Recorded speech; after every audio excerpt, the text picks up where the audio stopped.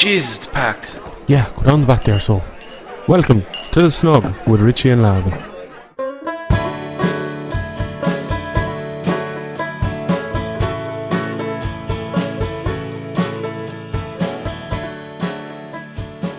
Hello, and welcome to the Shnug Podcast. My name is Richard Loftus. I'm Lavin. And today we are coming for the first time from a pub. We're actually in a Shnug in a pub right now. Yeah, the Shnug's in a Shnug. Where are we today, Lavin? Today we are in Tully's pub in Kinvara. And what's this momentous occasion for? This momentous occasion is for the mBád festival, which happens every year in Kinvara.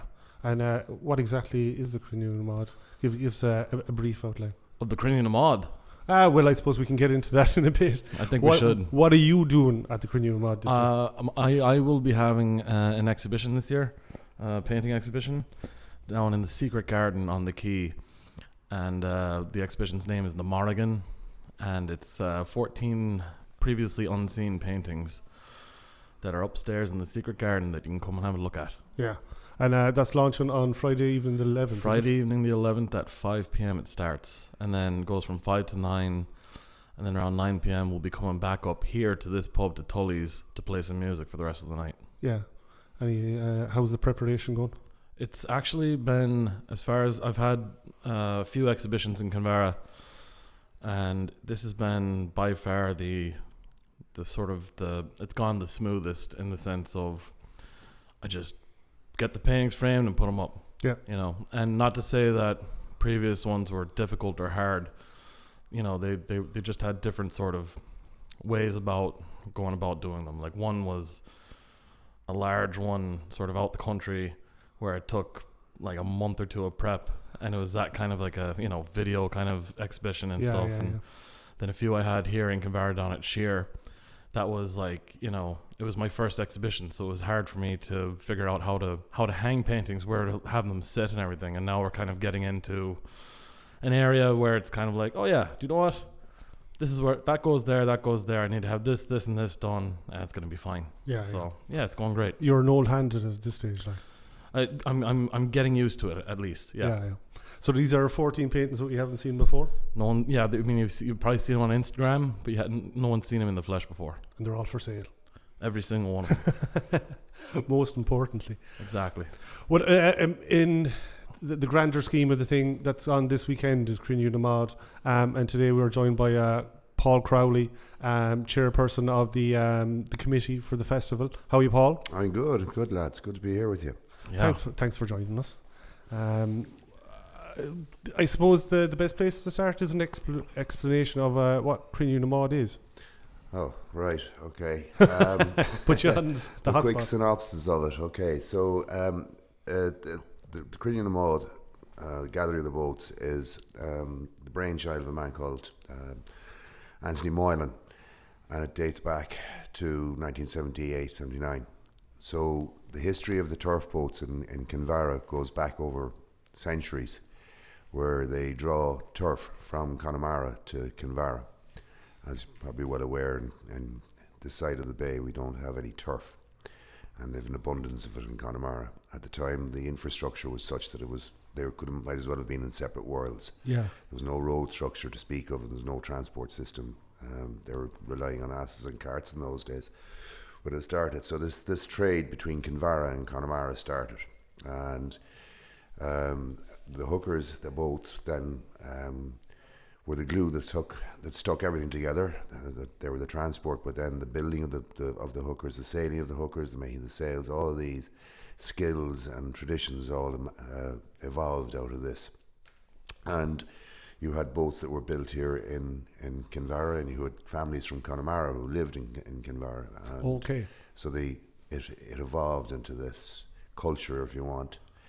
Kinvara was a very vibrant port, in actual fact, and a lot of the stuff that was distributed around this area of the county and Clare, North Clare, they didn't have a road infrastructure, so most things were brought by sea. Kinvara was a very sheltered harbour, although challenging with the tides. It did have it, and the pier became the front door of Kinvara and Clare and the surrounding Galway region. And over the years, the tradition of the hookers coming in and other boats that came in came to an end in the late 70s with the advent of modern heating fuels. The turf was used in this part of the world predominantly for cooking, heating, any energy source you needed, it was turf. So where you had color gas and electrification, and then you also had road infrastructures, and then you had trucks and so on. So the last load of turf, I stand to be corrected, but my understanding of it is that the last commercial load of turf was taken into Kinvara by a boat called the Morrígan, who still is here today, and that was in 1979.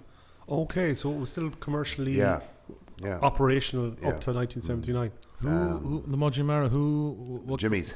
Oh, it's the Jimmy's. Okay. Yeah. Great. And they're a family that are well known in Kinvara, and great seamen. Absolutely. Great family of men altogether, as are all the other families that come in with the O'Briens and all the rest of them. So where this led us then was to that there was no more kind of interaction between Connemara and Kinvara, and the other aspect of it was that these boats were coming. They know their purpose was diminishing. Yeah, and obviously they're expensive to maintain and keep. So Moylan came up with the idea that he would have one last gathering of the boats, just to, Okay, so it was considered the last. Yeah, the first one was supposed to be the last one, ironically, yeah. But I don't know if you were ever exposed to Anthony Moylan, but it was an experience, a character. He went off over to Connemara and canvassed and planted his seeds, and eventually the first Cruinniú was supposed to be the last gathering of the boats, hence the Cruinniú na mBád. And the boats came, they raced, and they brought turf, and from there it has evolved. The Hooker Association evolved, and the appearance money helps to go towards the maintaining of the boats over the year, and this festival has evolved from that, and it's a celebration of the history and all of the cultures that grew out of this, and the heritage, most importantly, and the boats. Yeah, and it's a fantastic bond between Connemara and Kinvara and Clare and around the surrounds of Galway here. Yeah. You see a lot of the families are mixed, and it's all grown. So, and then as the festival evolved, there was things like, you've probably heard of the Climmeens, which is the seaweed harvesting, which is another great tradition on both coastlines.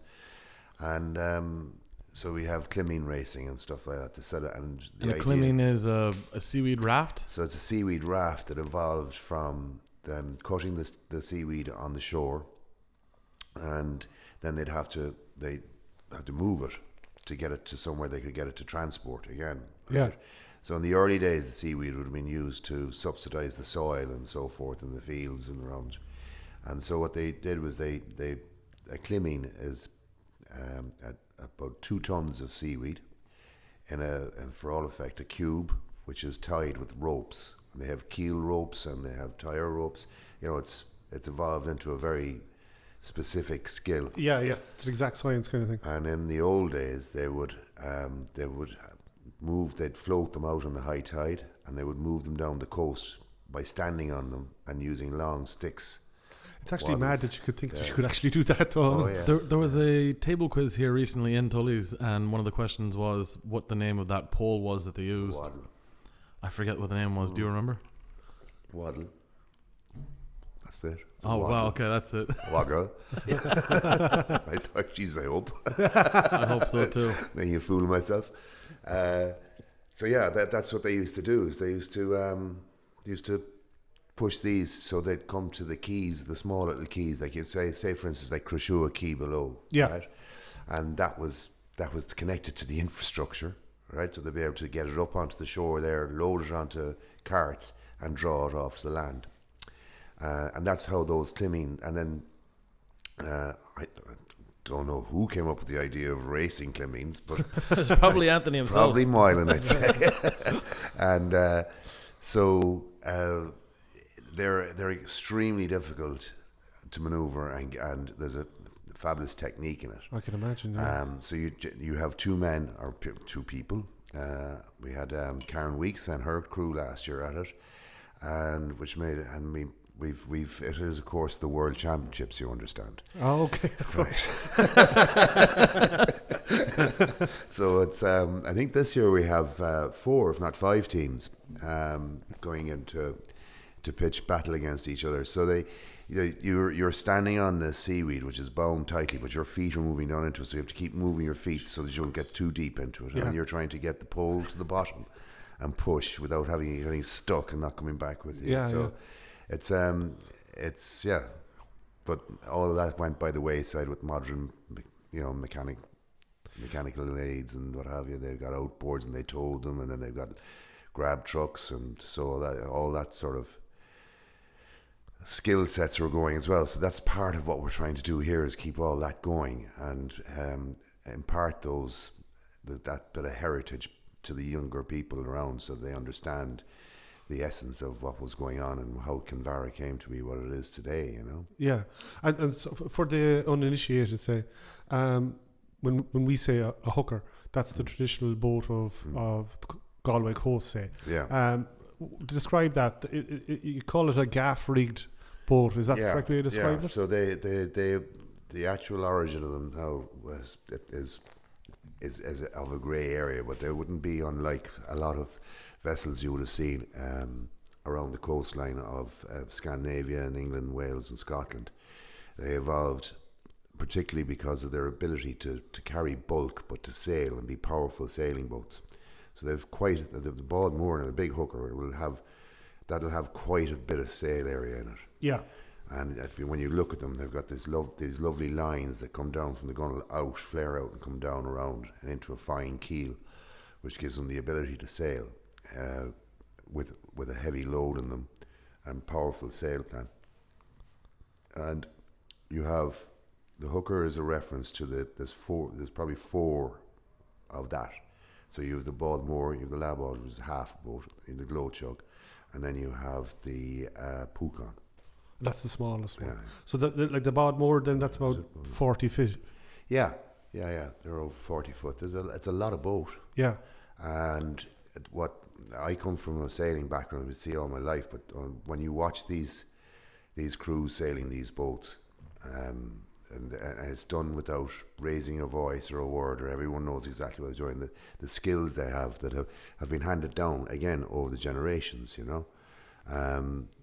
and it's the building of the boats is now being there's a lot of renovation on old boats that are being found, and the skill sets in building the boats, identifying the timber to build them, the masts, the rigging, all of this stuff. There's a lot of people putting a lot of time into it over in Galway and in Connemara to make sure that these skills are maintained, so that the fleet of boats can be maintained. Yeah. And what you got? And it was mainly in the Carrow region that it started off. Is that correct? The connection, or is that? Yeah, I mean when you're out that side by Rossaville and Carrow and along that coast, you were in striking distance of the Aran Islands as well. And if you're familiar with the coast out there, it's there's just hundreds and hundreds and hundreds of miles of coastline out there. So by sea was the obvious way of moving anything you needed to move. Yeah. No, I'm probably not the best person to talk to about some of the detail of the history of what went on out there, but I've heard stories of how they interacted with foreign vessels. Air quotes on the interacted, yeah. Yes, and the movement of large quantities of alcohol and stuff. But they're very shallow draft compared to most sailing vessels of their size. And you say shallow so draft. they could get in around the shallows that you'd have out around the Connemara coast, and that was very important to be able to get in on the tides in close, right in to all these little inlets, Yeah. And amazing skills that they to be able to do it, and then a lot of the time they were doing it in the dark. Jesus. What you got? And how many men would you or women would you need to The to big sail boats would race with about there'd be at least 6, 7 of them at minimum. Oh, okay. Yeah. As you go down, then you'd have 3 or 4 in the lavage. You could have 2 or 3 in a glow chug, you know. So the skill sets in it, and the weather changing, they change ballast. They move ballast around the boats depending on the wind conditions and so forth. So it's a joy to watch these guys. It really is. I mean, you're down the pier here on Saturday. You'll see these 3 turf boats coming in laden down with turf, and no engines.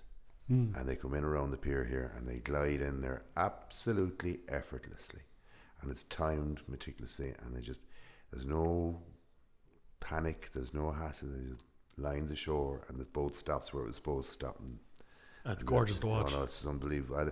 You'll see them there over the weekend now. The just manoeuvring off the end of the pier. It's fascinating to watch, you know. The sails coming down, and it's wonderful. It'll be my first Cruinniú now, actually. This is going to be your first? Yeah. Oh, yeah. wow. I'm only here since January, like, so. Oh, you're in for a treat. Yeah. I'm looking forward to it now. Yeah. So, you know, it's a great opportunity for the youth in the area to get involved as well.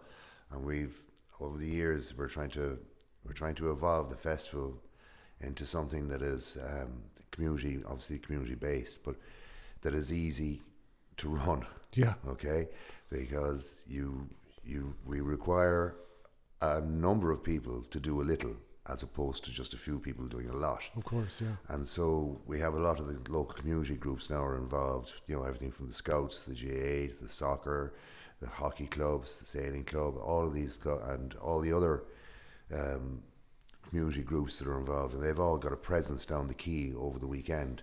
And it's a great opportunity for them to show their wares to passers-by and to the other locals, and make everyone aware of what's going on in the community. Of course, yeah. And it's inclusive, and we try to bring in the Ark, which is fantastic. They've got this truck that they bring in, and it's completely interactive. With all the sea life and the coastal life, yeah. And there's a number of other kind of food demonstrations. When I say food, origin of seafood in relation to the land and so forth. So there's a fantastic array of stuff there. And there's a lot of kids entertainment. We've got circus groups coming. We've got circus entertainers. We've got all sorts of kids entertainment to try and make it as much of a family day as is possible, you know. But in the background, you've got the boats, you've got the turf, you've got the climines, and the people who are involved in all this are making themselves available, in particular to the younger generation, so as they are aware of it. And it's now starting to pay, because they're coming along and they want to get involved. Yeah. They now know what a climine is, and they understand how it was been. They all want to race them, and they want to do this, they want to do that, you know. So.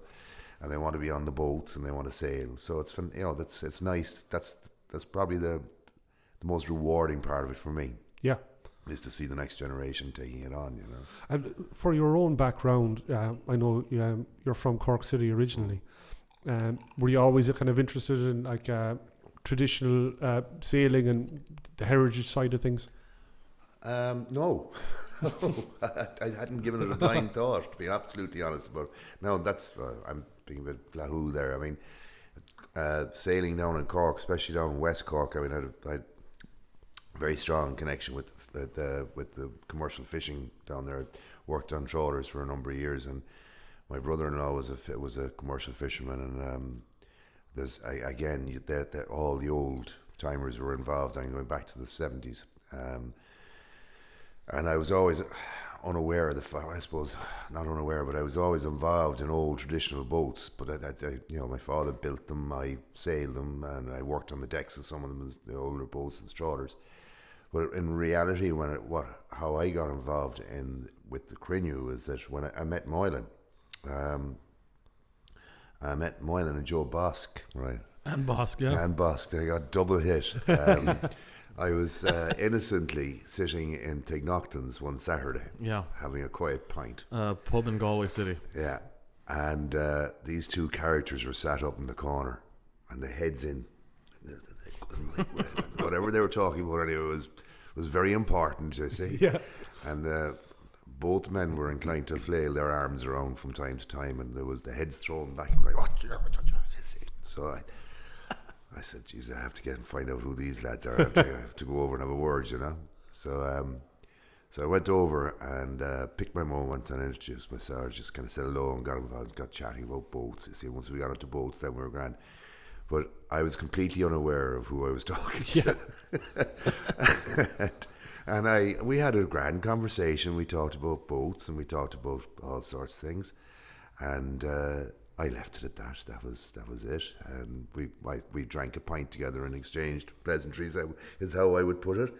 And not long after that, we were out in Spittle at the regatta, and the lifeboat was only just after starting, and we think it was 96 we got the lifeboat going.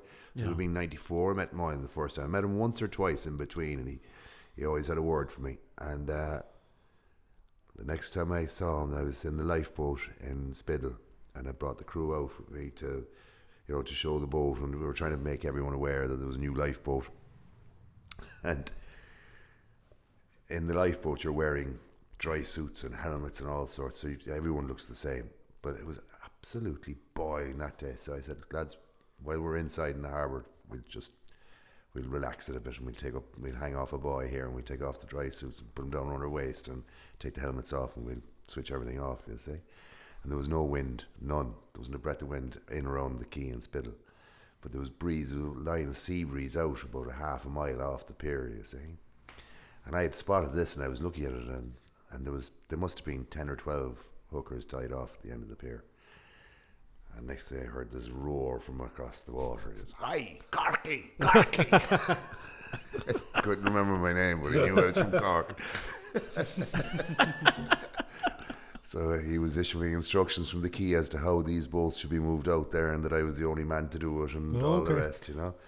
But so after that then, I got exposed to the boats, and to answer your original question, which was, have I been involved in traditional boats all my life? And the simple answer is that once I got involved with the hookers, and when I moved to Kinvara, when I was in Galway, sometime I was in Galway, I was here. I think I went to the first Cruinniú here in '92, was my first one, and I was just blown away by it. Yeah. But as I got more involved, and especially more involved with Kinvara, and you realise the relevance of the heritage, and it's such a key part of what Kinvara is today. I think myself and Ryan were talking the other night over a pint, and both of us have received a fantastic welcome in this part of the world, and so many other people here from all walks of life. And that's one of the things I think is striking about Kinvara is, absolutely, that you have these people who've come from far and wide and have found home here. Yeah. And we were chatting about this, and I remember the first evening I spent in Kinvara, and every time I was asked, was I visiting, and I explained no, that I'd moved here, every man, woman and Jack put their hand out and welcomed me. Yeah. And I thought this was amazing. It was great, and I just happened to meet a couple of nice people, but it's relentless. It goes on all the time. Yeah. And I've discovered in my time that I've spent here that to understand it, you have to understand that Kinvara is a port more so than it is anything else, and has evolved over the centuries as a port. And so they were always used to welcoming people in from overseas. Yeah. So they're quite comfortable with strangers, because as far as they've evolved with strangers coming and bringing good things. Yes. And so and obviously the trade and so on and so forth. So, and I think that's just translated through the whole way, and they're very accepting of other people coming in, which is very different to an experience you might have in other parts of the country. That's very true. Yeah. And I think that's one of the main reasons for it, because there was, other than turf coming in here, I mean, there was a huge market here. When the boats would bring the turf in, they'd be selling wheat and grain to go back over to Connemara. There'd be the Lady Windermere would come in, and boats like her would come in and just discharge goods for distribution around the county, you know, and that was going on year after year, decade after decade, century after century, and it's just become ingrained into the people of Kinvara. Even like someone said to me, like, I was introducing myself. Some night I was here, and I said, "Oh, sure, I'm just another blow," and he was like, "Oh, I don't like that word. It's new people." Yeah. You know, it's not blowing. So there's no. Do you remember who said that to you? I couldn't tell you now. It was out there. Yeah. Well, I mean, you'll find that I've had it said to me by different people in different ways, but I mean, they'll always find a use for you. Oh, that's certainly the truth. Well, I'm from Ballinderreen, just out the road here, but I mean, I was born in the States and my folks are American, but I was raised in Ballinderreen. But I spend the vast majority of my time here in Kinvara, even though I still live out there. It's a wonderful, wonderful place. There's something about it, all right. It's just hard to put your finger on it, you know. Yeah. I'd say your kind of experiences of Cruinniú na mBád probably be slightly different. Vastly different. The kind of experiences that you'll be more involved in kind of the music side and the sessions that probably happen later at night. That's a nice way of putting it, the music side of things. Yeah.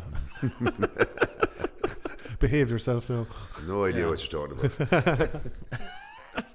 So kind of maybe fill us in on kind of that side of the Cruinniú. What happens here, you know.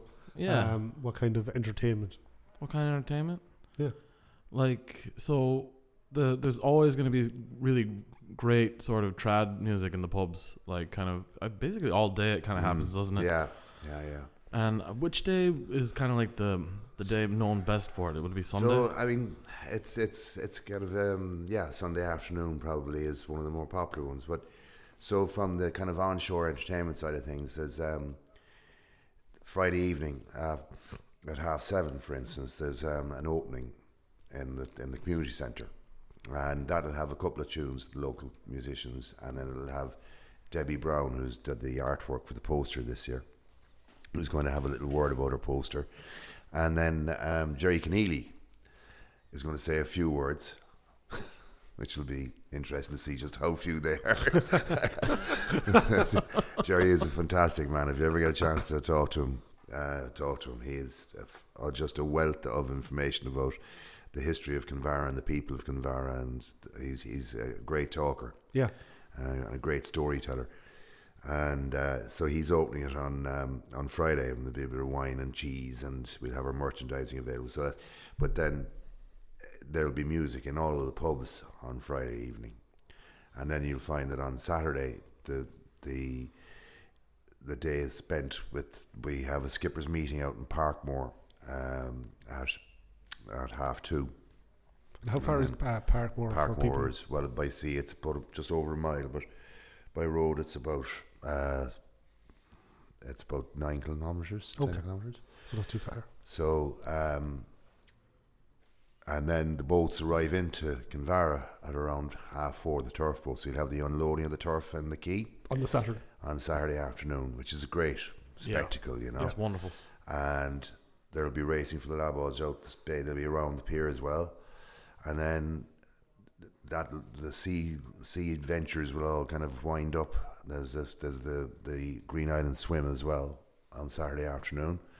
And then the base, what happens then in the evening is what, from the water side of things and the quay side of things slow down around 6-7 o'clock, and then people migrate up the town to the pubs and the restaurants, and all the pubs put on really good music, and again you find musicians who want to be here for the weekend because they're feeding off each other. They all want to play with people they haven't seen for a while and get back together and have an old session, you know. So then you'd have I think the Pierhead has Sean Slattery, and then there's others here that are playing somebody each night. There's Connolly's will have music, Sexton's will have music, Tully's will have music, Knowles will probably have music. They probably will, yeah. Yeah. So and that's Saturday night. And then Sunday morning, there's the first order of business is Mass on the quay and the blessing of the boats. Okay. That's at 12 o'clock on Sunday. And then the skippers will get together and get themselves organised for racing. And there'll be 2 fleets out racing on Sunday off the pier. and there's a lot of entertainment going on the quay. I mentioned there's the circus skills crew we're going to set up. They're doing 2 shows. There's a puppet show. They're doing 2 shows. And there's a magician and a magician and a, what do they call it? Illusionist. Thank you. And he's going to be circulating around the place as well. And there's a soccer shoot off for the kids, for the young fellas. There's a hurling match on Friday. There's a hurling match on Friday evening. Yeah, it's the Tony Moylan Memorial, and we have Ryan's exhibition opening at 5. Is it? That's 5 p.m. Yeah. Yep. So it's going. There's going to be, we're going to have a lot on our hands over the weekend. Yeah. When you mentioned Anthony there, I'm guessing he was a Kinvara man, was he? Oh yeah. They had Winkles here. Oh, that Winkles pub was Was how many? Was his mother who? Jesus, yeah. Started it? His mother started it. Yeah. That was an awful loss to the town. It was, yeah. But he, I mean, like, we could talk all night about Moylan, you know, and he was just one of these characters who he saw things where nobody else saw them. And after he passed away, Ger Ryan actually put together a piece for him, and he was talking to myself and Mike Brogan about him. And Mike said it best. He said that Moylan used to go around, travel around, and he'd touch off people everywhere he went, and he'd remember what it was that they might be useful for, or he'd have it as And he said the touch was like having a piece of silk connected to you. And then when he got an idea, he'd start pulling the piece of silk. He'd reel you back in. And then reel you all back in. I mean, that was my experience. Like, I mean, you know, and I have no regrets about it. I'm delighted. But he was a great wit. He was cranky old git at the best of times, right? He was never far from controversy. But he had that, like, I mean, the Flean a Guc, the Cuckoo Fast, he did that as well. Like, you know? And he just had this way of seeing things and bringing it. But I mean, to me, when he explained to me how the Cruinniú had evolved, I was just like, well, fair bloody hell to you, man. You know, I mean, because I don't mean to be dramatic about it, but I mean, can you imagine if we'd lost the fleet? I'm sure somebody would have intercepted somewhere along the line, but you know, it was he planted that. You know, he planted that seed that gave them the next step to go. You know, and I think that's what really struck me about the whole thing when I dug into it and saw how it happened, and then talked to the lads on the boats about how their families and how they were, and like you talk to Baba Bailey and these people, like, and it's their lifeblood. You know, it's not like blacksmithing or sort of like old dying or dead kind of things that have been remade. It's still a living thing almost, you know, which is great to see. No, I mean, like, you're maintaining boats that are a couple of 100 years old. Yeah, you know, and there's the 3 turf boats that are coming in here. Up in 150 years coming here. So that's on Coppell, on Tully, and on, I think, Magdalen Mara. I don't know if the Morrígan Mara is coming now. I think she might be for refit, but if it's not, it's the American, I think. Yeah. But American Moor, is it? Yeah. Oh wow. So, you know, the correct me now, I might be wrong, but the Morrígan Mara, I think, was built in mBád here in Kinvara. Oh, okay. Yeah. Yeah, there was a couple of boats built up there, up behind where I'm living now. There was a hill going down into the water down behind. There was an old church up there, and they used to literally roll the boats down into the. Now the man to talk to about that would be Ger Keneally. He'd have all the yeah, I can imagine. Yeah, he'd have all the talk about who was there and who wasn't there. You know. Yeah. So I'll stay quiet on that for fear of saying something wrong. We'll get them for next year. Yeah, absolutely. Yeah. Yeah, you can nab them on Friday night if you're above them. We'll just leave the gear here. So. Yeah. So so it's going to be a good old weekend. Yeah, I think so. I'm looking forward to it. Well, I think that's a great place to leave it. So, where can people find information about Cruinniú mBád this week? So, we've like everybody else, there's a Facebook page, and on that you'll get an image of the program, and then there is an app on the it's available on Play Store and Google, or on Play Store, Google, and Apple, and it's Irish Festivals. And if you go into Irish Festivals and punch in Cruinniú, you get a live feed that's constantly updated on anything that changes, because of the nature of the event. The weather does impact some of the timings of the outdoor events, obviously, and obviously the sailing. Yeah. But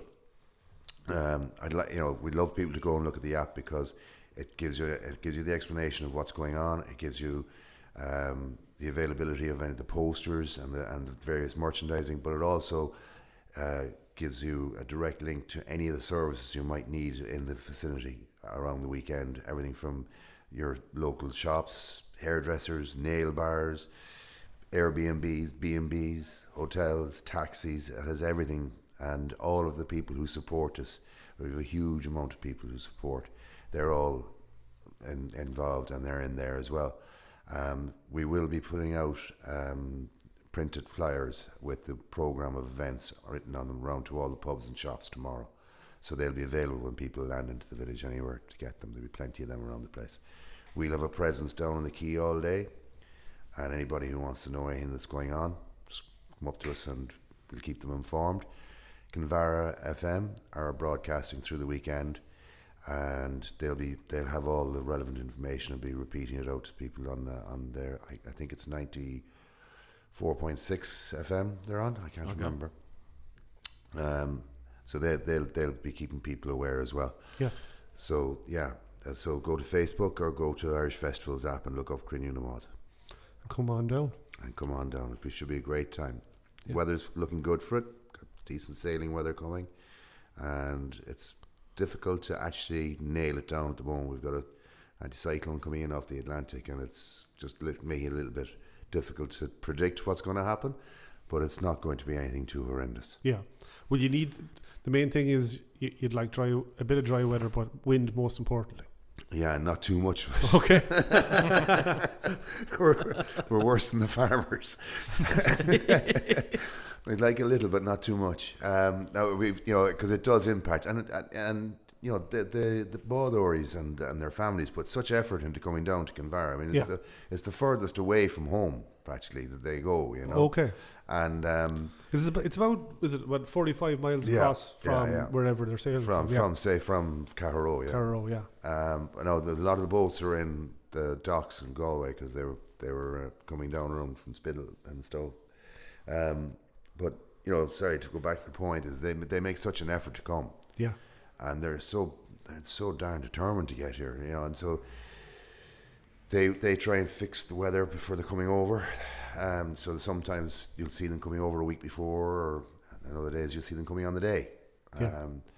So when they've made such an effort to get here, you like the weather to be decent for them to get a good sail in, and it's very competitive. I mean, it's a league system, and there's points for the races, and that's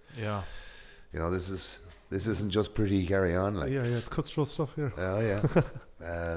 So we'd like them, and we've in the past we've had both ends of the spectrum where we've had too much wind where it wasn't safe to send them out, and we've had the other end of the spectrum. Like last Sunday last year, there wasn't enough breeze for them to sail, and they couldn't run the race, and which is an awful letdown, having made the effort to come all the way over. Of course, So that's what we're looking for: a little bit of wind, not too much rain. Yeah.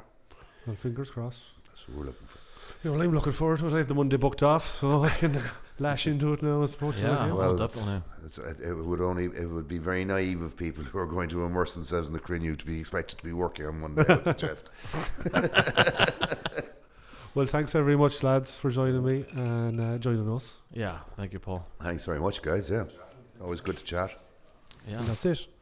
Anyway, check out the podcast, check out the festival, and talk to you soon.